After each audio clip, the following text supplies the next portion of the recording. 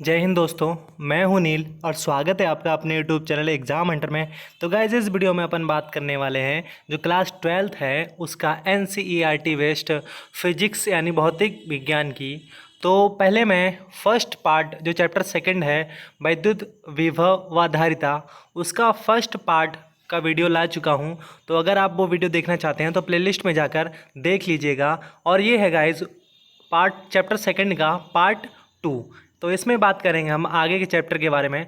तो गाइज़ अभी तक आप इस चैनल पे नए हैं तो चैनल सब्सक्राइब कर लें और जो पास में घंटे का निशान यानी बेल आइकन आता है उस पर भी प्रेस कर दें और नोटिफिकेशन को ऑल कर लें, जिससे कि हमारे नए वीडियोज़ की नोटिफिकेशन आपके पास आसानी से पहुंच सके। तो चलिए गाइज़ बिना देरी के वीडियो स्टार्ट करते हैं। और हाँ, आप लोग जो है वीडियो लाइक नहीं करते हैं और अपने दोस्तों में शेयर भी किया करिए जिससे मुझे मोटिवेशन प्राप्त हो और मैं आप के लिए बेहतर कर सकूं। तो चलिए गाइस अब वीडियो स्टार्ट करते हैं। तो जानेंगे हम विद्युत विभव का अध्यारोपण का सिद्धांत क्या है।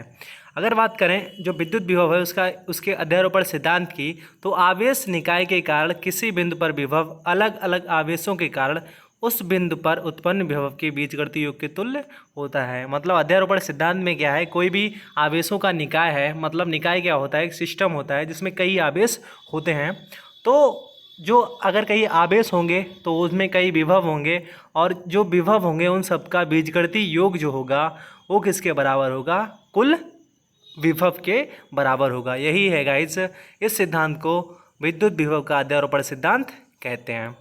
ठीक है, नेक्स्ट पॉइंट देखते हैं, विद्युत विभव को प्रभावित करने वाले कारक। तो विद्युत विभव को प्रभावित करने वाले कारक कौन कौन से होते हैं।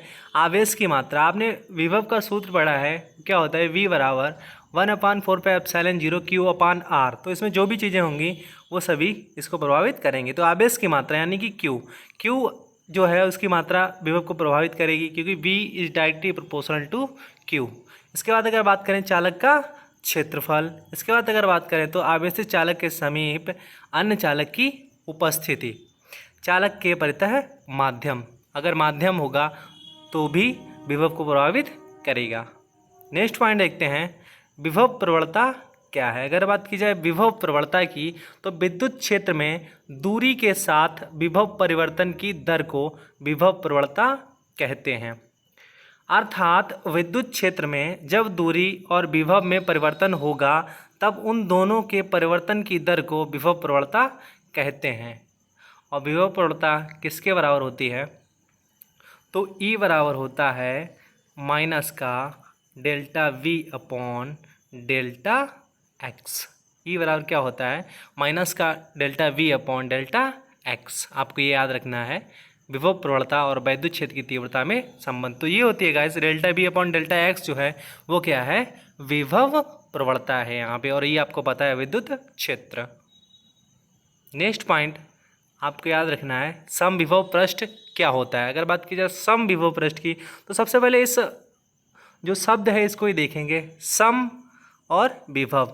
मतलब जहाँ पे विभव है वो समान होगा तो इससे क्या बोलेंगे, सम विभव। वह पृष्ठ जिसके प्रत्येक बिंदु पर विभव समान होता है समविभव पृष्ठ कहलाता है। मतलब वह कोई भी पृष्ठ है अगर उसके प्रत्येक बिंदु पर जो विभव है वो समान है तो क्या कहलाएगा, वो समविभव पृष्ठ। समविभव पृष्ठ के एक बिंदु से दूसरे बिंदु तक एकांक धनावेश को ले जाने में किया गया कार्य शून्य होता है। तो अगला पॉइंट जो है वो है समविभव पृष्ठ के गुण। तो समविभव पृष्ठ के क्या क्या गुण होते हैं, तो पृष्ठ के प्रत्येक बिंदु पर जो विभव है वो समान होता है। सेकंड पॉइंट, आवेश को इस पृष्ठ में विस्थापित करने में किया गया कार्य शून्य होता है। नेक्स्ट पॉइंट, विद्युत बल रेखाएं समविभव पृष्ठ के लंबवत होती हैं। अगला चौथा फोर्थ पॉइंट, किसी विद्युत चालक का पृष्ठ सदैव समविभव पृष्ठ होता है। नेक्स्ट पॉइंट, दो समविभव पृष्ठ एक दूसरे को कभी नहीं काटते। तो ये थे गाइस समविभव पृष्ठ के गुण। नेक्स्ट पॉइंट है गाइस विद्युत स्थितिज ऊर्जा। अगर बात की जाए विद्युत स्थितिज ऊर्जा की, तो विद्युत स्थितिज ऊर्जा क्या होती है, सजातीय आवेशों में प्रतिकर्षण होता है। आपको पता है अगर सजातीय आवेश यानी कि प्लस प्लस है और माइनस माइनस है तो क्या होगा, इनके बीच प्रतिकर्षण बल होगा। तो उसी पर आधारित है। सजातीय आवेशों में प्रतिकर्षण होता है। किसी निकाय में उनके आवेशों की स्थिति के कारण निहित ऊर्जा को विद्युत स्थितिज ऊर्जा कहते हैं। आपको स्थितिज ऊर्जा की परिभाषा पता होनी चाहिए। मतलब वह है ऊर्जा जो उनकी जो आवेश हैं उनकी स्थिति के कारण होती है, तो उसको क्या बोला जाता है? विद्युत स्थितिज ऊर्जा। नेक्स्ट पॉइंट,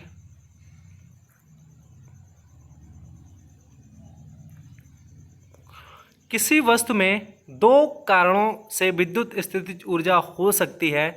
वह अपने खुद के आवेशों के कारण तथा अन्य आवेशित वस्तुओं के सापेक्ष इसकी स्थिति के कारण। मतलब क्या है? जो विद्युत स्थितिज ऊर्जा है वो दो कारणों से हो सकती है, उनके आवेशों के कारण या किसी दूसरी आवेशित वस्तु के सापेक्ष उसकी स्थिति के कारण। तो नेक्स्ट पॉइंट देखते हैं गाइस।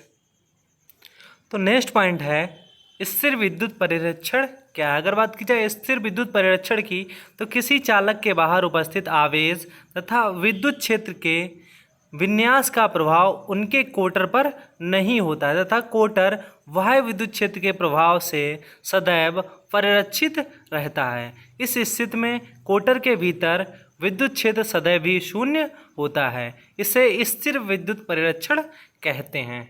अगर अब पॉइंट की बात करें तो मोस्ट एमपी पॉइंट है आवेशित गोली कोष के कारण विद्युत विभव। तो माना आप फिगर देख लीजिए। पहले ये फिगर आपको बनाना है कॉपी पे। यहाँ पे ओ डाल दीजिए, जो इसका केंद्र है वो ओ है और ये जो बिंदु है वो पी दिया गया है। तो देखते हैं,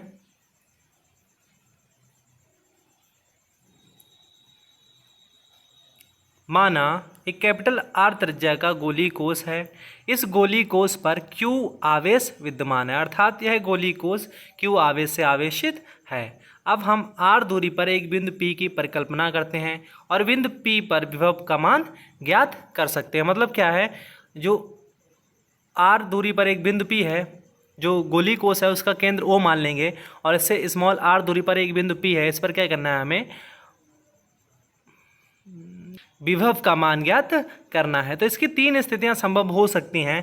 जब बिंदु P गोली कोष के बाहर स्थित हो, मतलब जब बिंदु P है वो कहाँ पे हो?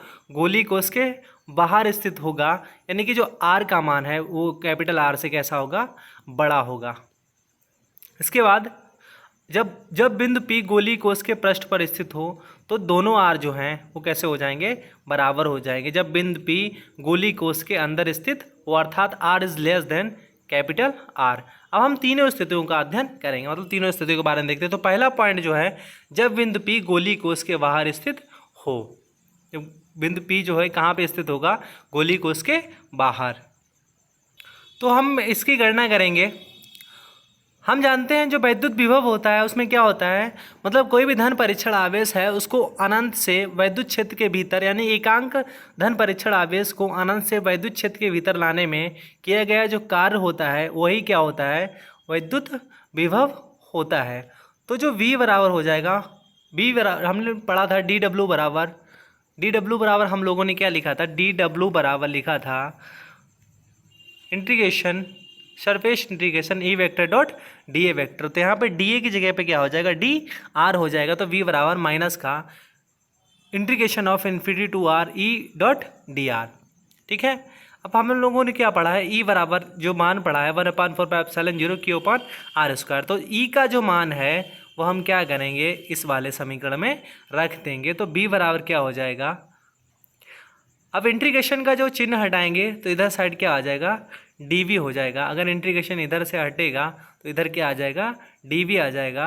तो माइनस 1/4πε0 Q/R² dr। अब क्या करेंगे? हम बोथ साइड का इंटीग्रेशन ले लेंगे दोनों पक्षों का समाकलन लेने पर। तो integration of dv equal to minus 1/4πε0 Q, इसको बाहर निकालेंगे। इंटीग्रेशन ऑफ r⁻², r ऊपर जाएगा, पावर कैसा हो जाएगा? माइनस का हो जाएगा इंटू dr। कल मैंने एक फॉर्मूला बताया था इंटीग्रेशन का, x⁻n क्या था? Integration of x⁻n dx equal to मैंने बताया था x⁻n+1 अपॉन n+1। तो r⁻² + 1 हो जाएगा और -2 + 1 नीचे हो जाएगा, तो -1 बचेगा यहाँ पे, -1 बचेगा, माइनस से माइनस क्या हो जाएगा गाइस, कैंसिल आउट हो जाएगा। तो v बराबर हमारा क्या आएगा 1/4πε0 q इंटू r⁻⁻1। इसके बाद जो v बराबर आएगा हमारा वो क्या आएगा 1/4πε0 q/r। अगर बात की जाए जो गोली कोष है उसके बाहर विभव कितना होगा, तो गोली कोष के बाहर जो विभव होगा वो होगा v बराबर 1/4πε0 q/r। अतः हम कह सकते हैं जो गोली कोष है उसके बाहर कोई भी बिंदु है उस पर जो विभव होता है उसका मान दूरी के व्युत्क्रमानुपाती होता है, यानी जो विभव होगा वो किसके व्युत्क्रमानुपाती होगा, दूरी के व्युत्क्रमानुपाती होता है। अब हम सेकेंड पॉइंट की बात करेंगे। जो गोली कोष है अगर जो बिंदु P है उसके पृष्ठ पर ही स्थित हो तो जो स्मॉल r है वो किसके बराबर हो जाएगा, कैपिटल R के बराबर हो जाएगा, जहाँ कैपिटल R जो है गोली कोष की त्रिज्या है।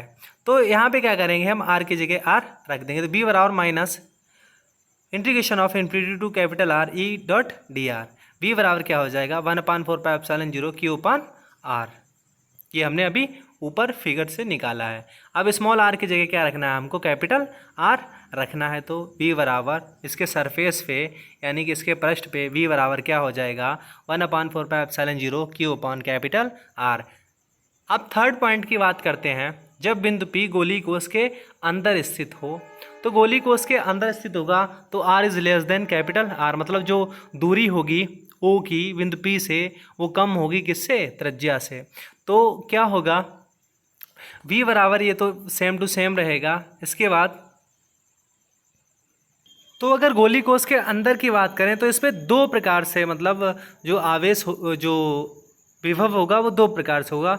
तो v बराबर माइनस इन्फिनिटी टू r, मतलब अनंत से उसके पृष्ठ तक होगा infinity to r e dot D R plus minus का r टू r, मतलब जो r है वो त्रिज्या सरफेस से कहाँ तक, जो बिंदु P है उसकी दूरी तक होगा e डॉट डी आर। अगर बात की जाए जो गोली कोष है उसके अंदर जो है विद्युत क्षेत्र की तीव्रता का मान क्या होगा, 0 होगा, क्योंकि कोई भी अगर वस्तु है या कोई भी वस्तु है जो आवेश होता है सिर्फ उसके पृष्ठ पे होता है ना कि उसके अंदर। तो इसका मान जो ई का मान होगा यहाँ पे 0 हो जाएगा। तो ये सेकंड पार्ट जो है इसका मान क्या हो जाएगा गाइस, 0 हो जाएगा। तो सिर्फ जो विभव होगा वो फर्स्ट पार्ट के कारण होगा। तो ये कितना होगा guys, v surface equal to 1/4πε0, ये जो है सरफेस वाला फर्स्ट वाला इसका मान ही हो जाएगा। तो आंतरिक पृष्ठ पर जो विभव होगा वो कितना होगा, v inner equal to 1/4πε0 q/r plus 0। तो इसका जो मान हो जाएगा वो यही हो जाएगा। अतः कोष के अंदर विभव v internal equal to 1/4πε0 q/r। अब अगर निष्कर्ष की बात करें तो क्या होता है कि पृष्ठ के भीतर स्थित किसी बिंदु पर विद्युत विभव का मान पृष्ठ पर विभव के मान के बराबर होता है तथा पृष्ठ के बाहर यह दूरी r के व्युत्क्रमानुपाती होता है, अतः पृष्ठ व अंदर विभव का मान अधिकतम होता है। तो गाइज ये था पार्ट सेकेंड चैप्टर सेकेंड का। तो कमेंट करके जरूर बताइए ये वीडियो आपको कैसा लगा। आई होप आपके जो डेरिवेशन है वो समझ में आया होगा। अगर समझ में नहीं आया तो कमेंट बॉक्स में कमेंट करके ज़रूर बताइए। तो इसका दूसरा मेथड जो है वो मैं करके दिखाऊंगा। तो चलिए गाइज मिलते हैं अगले वीडियो में, तब तक के लिए जय हिंद।